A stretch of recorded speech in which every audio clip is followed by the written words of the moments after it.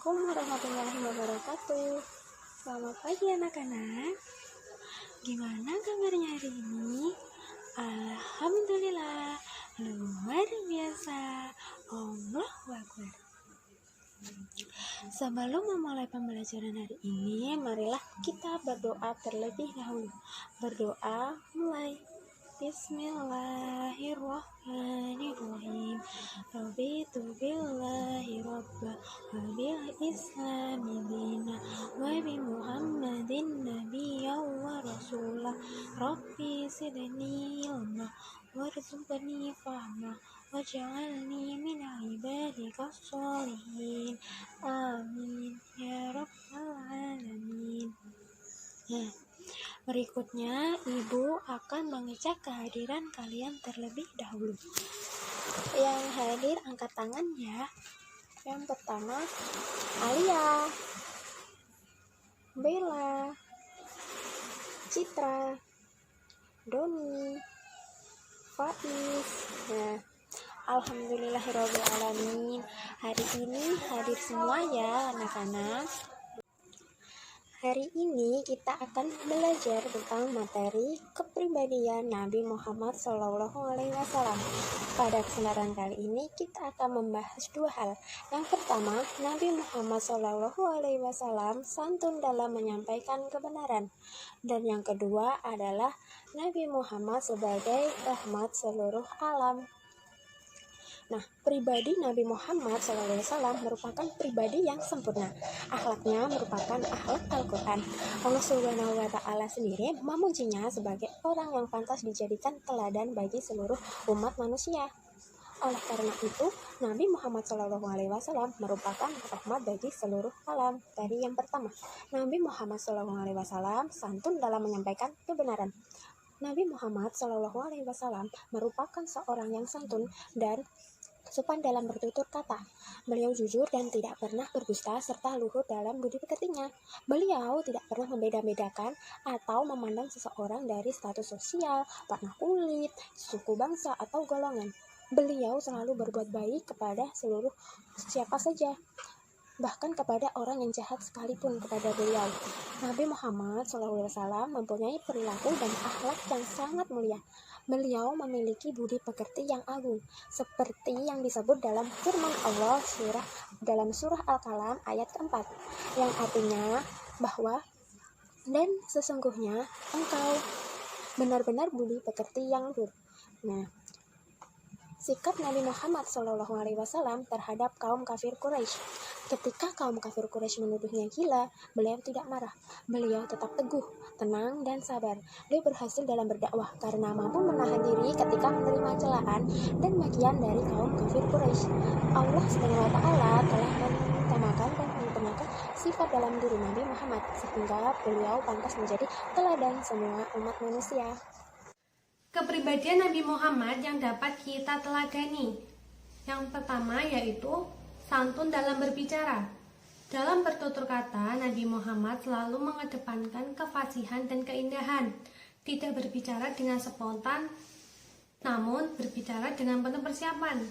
Yang kedua yaitu santun dalam perbuatan. Nabi Muhammad selalu mengajarkan agar kita bersikap santun terhadap sesama, saling menyayangi, mengasihi, dan menghormati. Yang ketiga yaitu santun dalam pengambilan keputusan. Dalam pengambilan keputusan, Nabi Muhammad berpegang teguh dalam petunjuk dari Allah Subhanahu wa Ta'ala. Beliau tidak pernah salah dalam menentukan sikap karena beliau adalah orang yang bijaksana dalam segala hal. Yang keempat yaitu santun ketika berhadapan dengan orang yang membencinya. Meskipun Nabi Muhammad selalu dihina, dicemooh, dicaci, dimaki, dianggap orang gila, dilempar kotoran berulang kali, ia ingin dibunuh, namun beliau tetap pemaaf, tidak pernah ada dendam dalam diri beliau. Sifat-sifat mulia yang wajib dimiliki Nabi Muhammad. Yang pertama, sidik. Sidik artinya jujur dan benar. Nabi Muhammad memiliki sifat yang jujur dalam setiap kata dan perbuatan. Yang kedua yaitu amanah. Amanah artinya dapat dipercaya. Jika satu urusan diserahkan kepadanya, niscaya orang percaya bahwa urusan itu akan dilaksanakan dengan sebaik-baiknya. Yang ketiga yaitu tablik. Tablik artinya menyampaikan.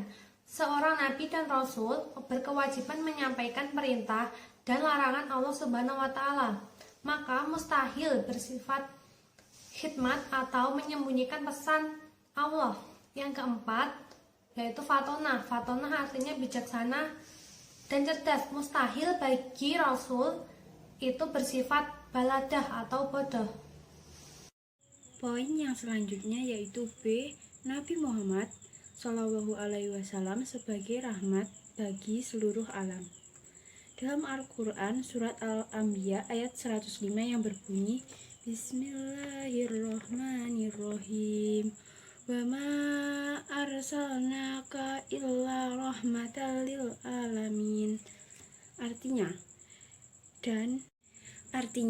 Dan tidaklah kami mengutus kamu melainkan untuk menjadi sebuah rahmat bagi semesta alam. Quran surat Al-Anbiya ayat 107. Maksud dari ayat di atas yaitu dengan jelas Allah Subhanahu wa taala telah menyatakan bahwa Nabi Muhammad SAW sebagai rahmat bagi seluruh alam semesta. Agar dapat menyerap rahmat dari Nabi Muhammad SAW, maka manusia harus menerima dan juga mengikuti ajaran beliau. Nabi Muhammad SAW juga mengajarkan tentang persamaan derajat manusia.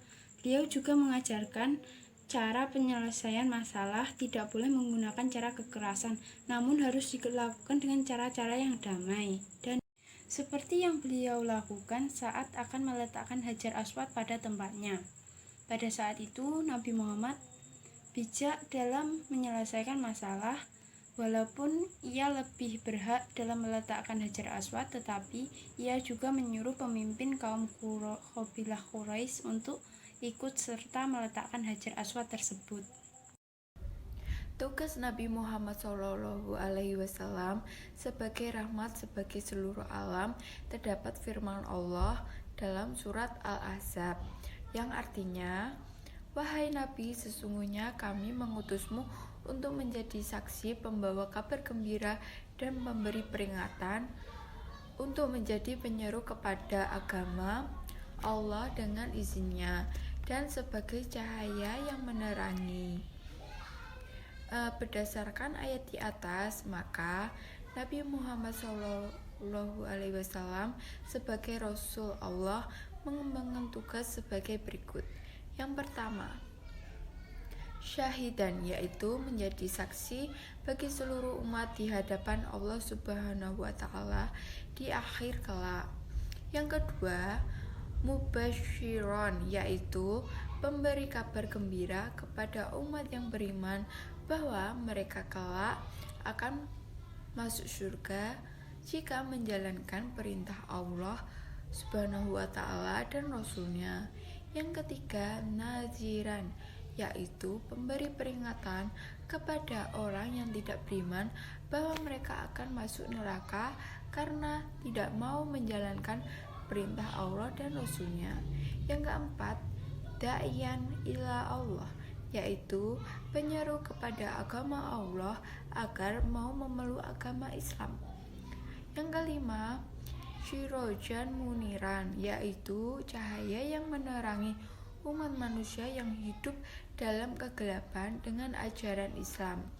Nabi Muhammad SAW tidak hanya diutus untuk penduduk Mekah atau bagi bangsa Arab saja, namun bagi seluruh umat manusia. Nilai-nilai ajarannya bersifat universal dan dapat meningkatkan martabat umat manusia. Sekian penjelasan dari kelompok kami. Jika kurang lebihnya mohon maaf. Wassalamualaikum warahmatullahi wabarakatuh.